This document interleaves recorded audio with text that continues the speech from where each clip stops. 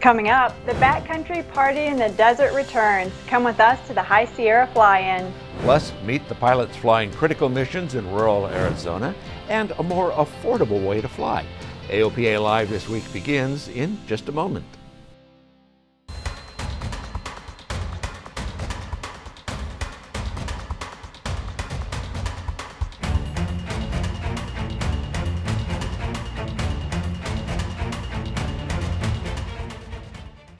This is AOPA Live This Week with Alyssa Cobb and Lauren Morningstar filling in for Tom Haynes. It's a party in the desert, and it's gotten quite popular. It's sort of the Burning Man of backcountry fly-ins, and it's done a lot to popularize tailboat aircraft with fat tires. The High Sierra Fly-In is held each October on a dry lake bed north of Reno, Nevada. AOPA Live's Paul Harrop takes us back to Dead Cow.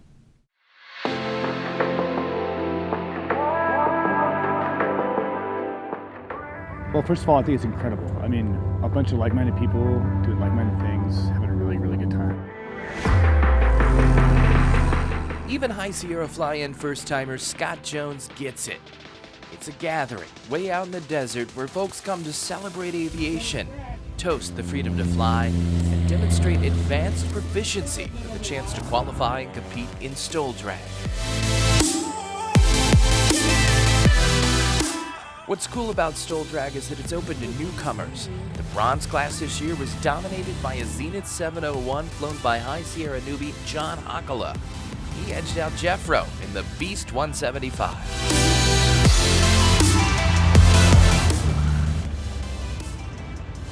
Just up in the silver class, 18-year-old Austin Clemens and a Husky squeaked it by Canadian Nat Esser.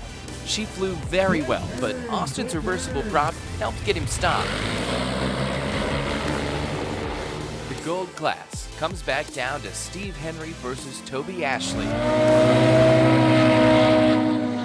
The speeds these guys reach are just wild. Look at that acceleration. This is it. Gold class champion. 1 for 1. They both touched out at the same time. All right, racing through. Perfect. That's good. That Hayden down here to start certifying. Make a match. He's so damn good. Over that tight pushing it. Power puck can't quite hang. Don't touch that edge. Don't touch that edge.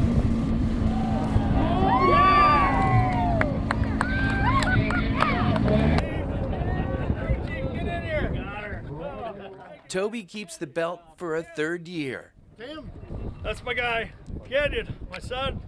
Oh, Tim, everybody that helped us at home, Cub Crafters, man, Tac Arrow, Acme Arrow. Oh, I can't believe it. Man, it was awesome. 2A Armament and Kawasaki. But it's not all about racing. High Sierra is mostly about being together. A fellowship of the alkali dust in the Cathedral of the High Desert.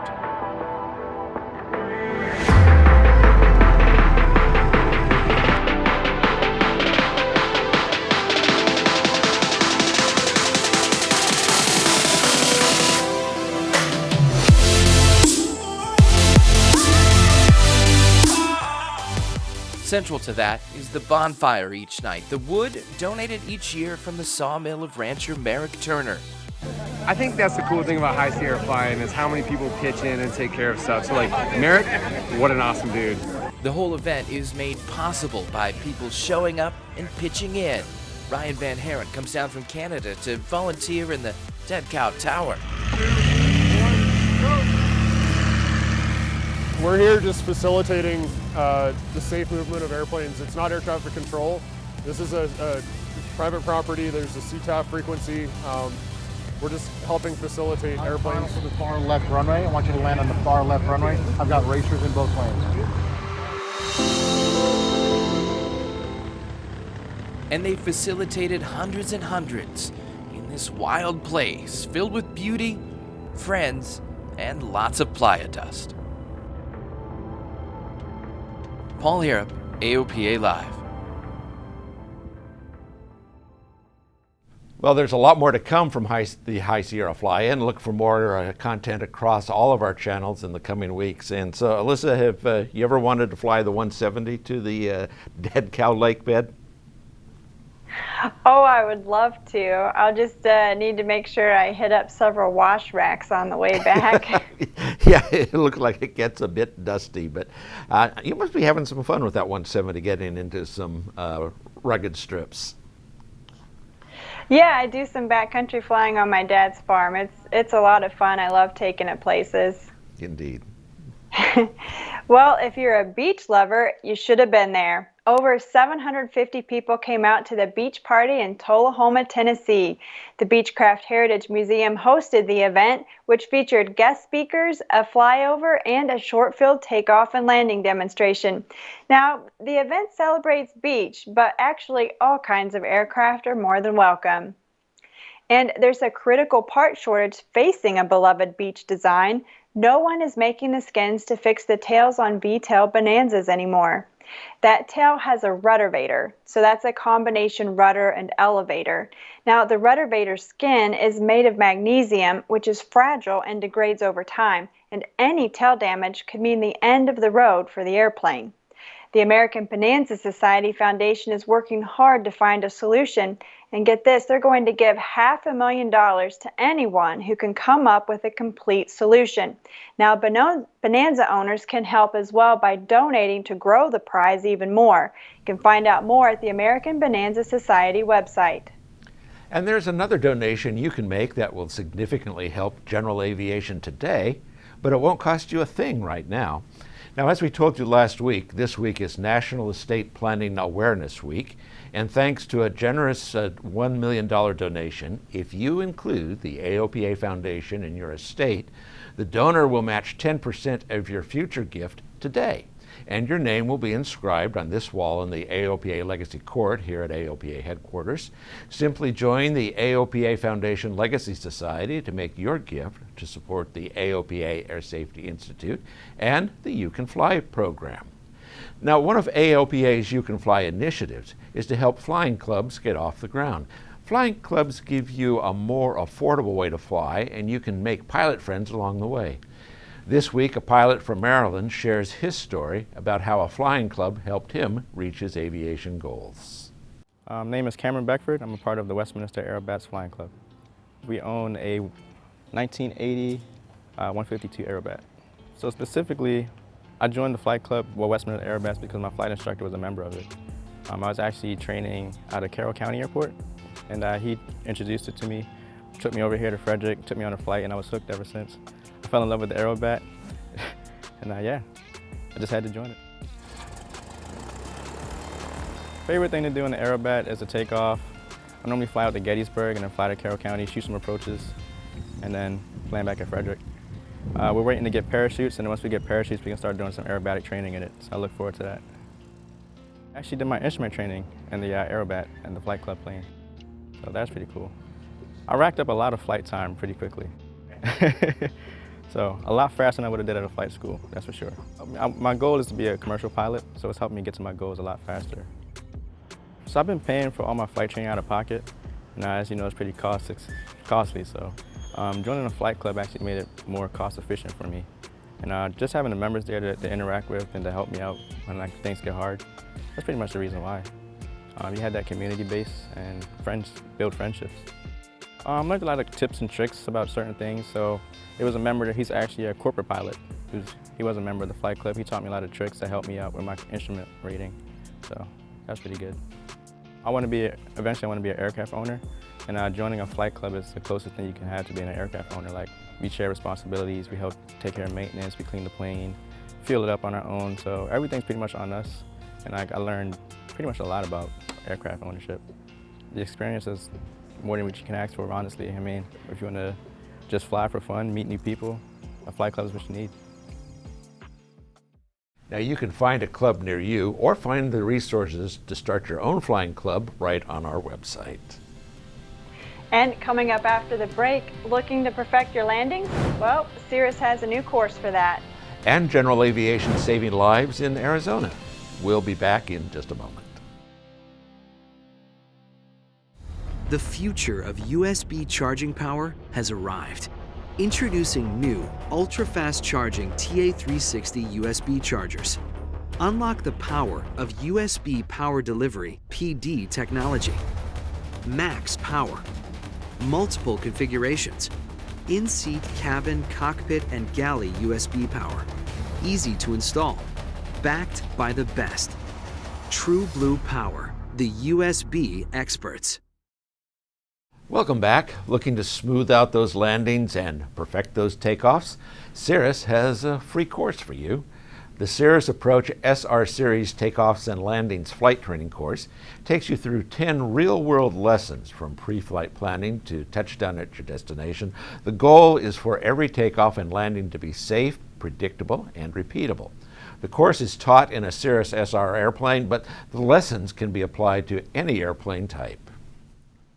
The FAA's Airport Design Challenge is teaching students about aviation and STEM. For the challenge, the students designed virtual airports and, get this, Minecraft. Now that's got to be a fun assignment.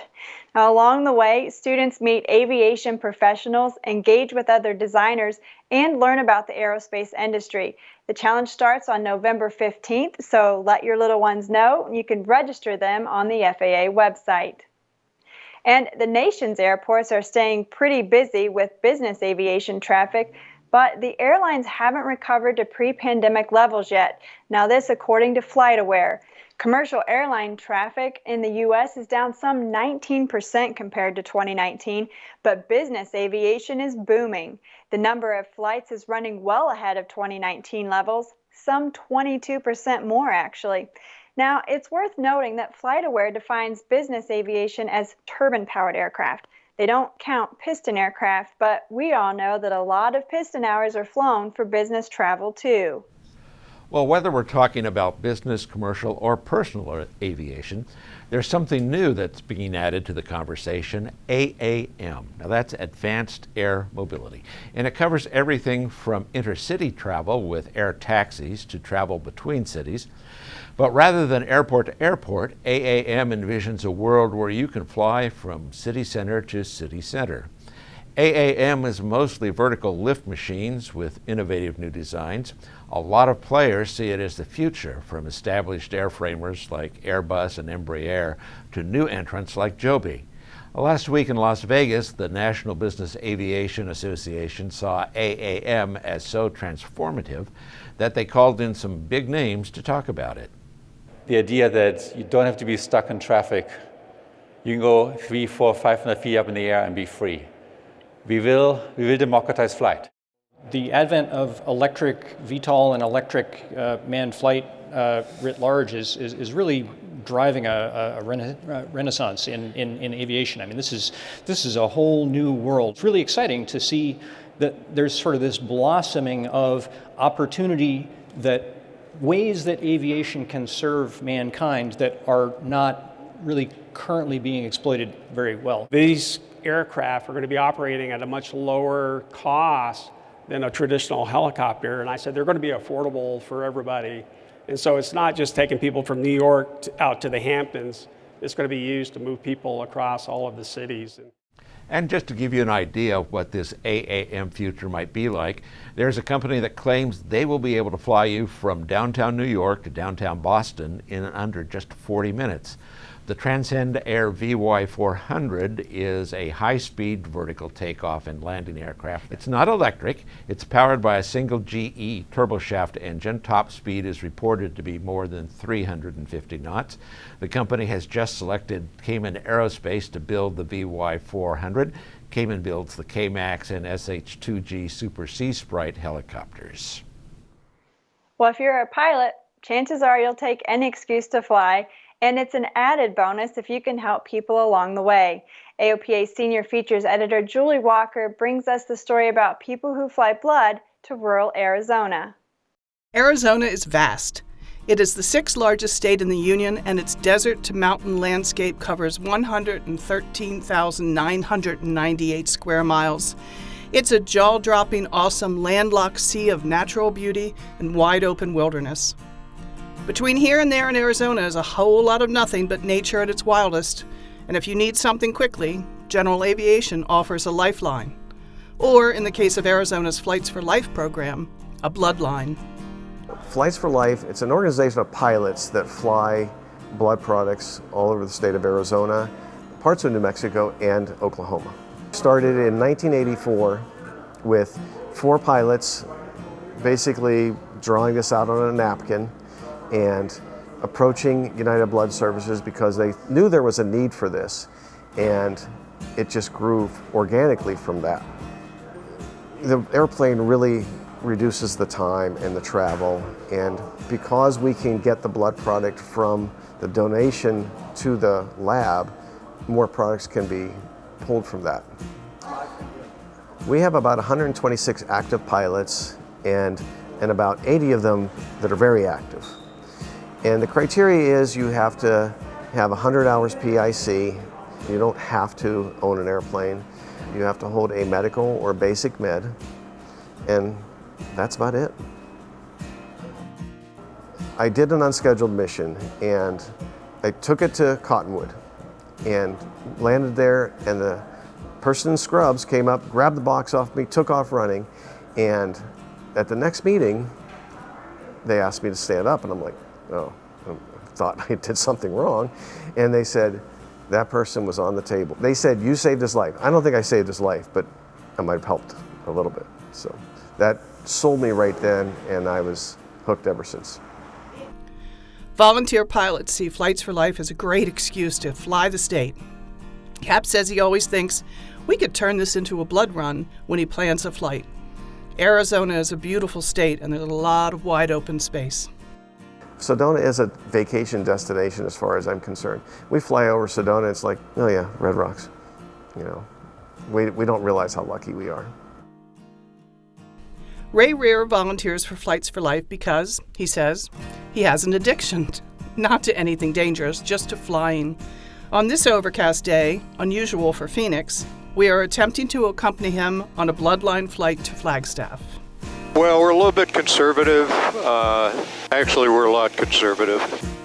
If we can get their VFR, we'll do it. If not, we turn back, we give the box back, and there is no questions asked. Yeah, they would like to get it there, but there are other ways. They will have a driver come up to Deer Valley. He'll get the box in his vehicle and head straight up for Flagstaff. I knew what I didn't want to do, and that was sit in a white rocking chair and stare at the blue sky. So I thought, wow, wouldn't it be great if I could do some charitable work, take advantage of my pilot skills and experience. But, you know, what are the chances of that? And then I met a guy at the airport, and he asked me if I'd heard about Flights for Life. No, who are they? And then it started about 12, 13 years ago. I was looking for a sense of purpose, and this is it. They need this stuff. Small towns, reservations, they just do not have the facilities, but they need the blood. We can get it around Arizona. We go fast, we go straight, and we can do it in just a fraction of the time it takes them to drive it there. The pilot simply takes the box to a waiting bench or designated spot where it will be picked up by the hospital staff. Cap says it's just cargo.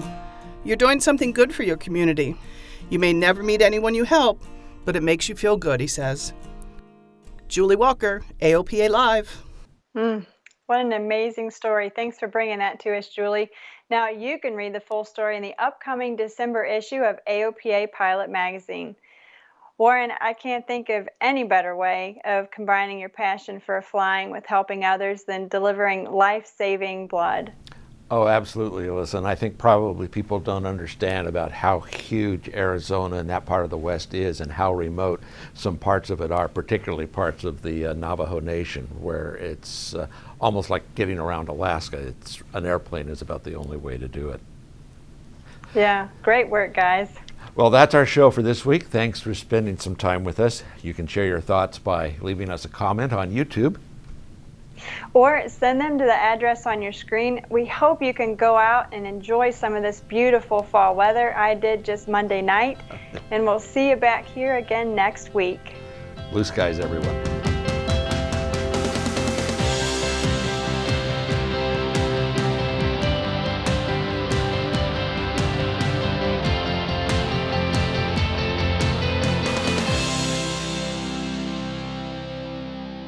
Purchasing your own aircraft is an exciting experience. AOPA Finance simplifies the process, saving you money with lower interest rates and hassle-free loans, so you get into your new aircraft sooner. AOPA Finance, the right approach to buying an aircraft.